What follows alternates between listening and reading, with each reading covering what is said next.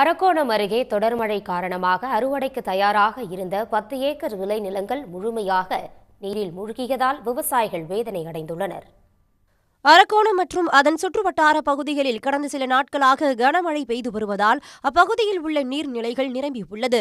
இந்நிலையில் கீழாந்தூர் கிராமத்தில் அமைந்துள்ள பெரிய ஏரியில் இருந்து வெளியேறும் உபரிநீர் கால்வாய் ஆக்கிரமிப்பின் காரணமாக விளைநிலங்களுக்கு புகுந்தது. இதனால் அறுவடைக்கு தயாராக இருந்த 10 ஏக்கருக்கும் மேற்பட்ட விளைநிலங்கள் நீரில் மூழ்கின. தமிழ்நாடு அரசு சேதமடைந்த பயிர்களுக்கு உரிய நிவாரணம் வழங்க வேண்டும் எனவும், ஏரிகளில் இருந்து வெளியேறும் நீருக்கு முறையான கால்வாய் அமைக்க வேண்டும் எனவும் விவசாயிகள் கோரிக்கை வைத்துள்ளனர். கழனியெல்லாம் ஃபுல்லாக விளை நிலம்லாம் ரொம்ப பாதிச்சிருச்சு.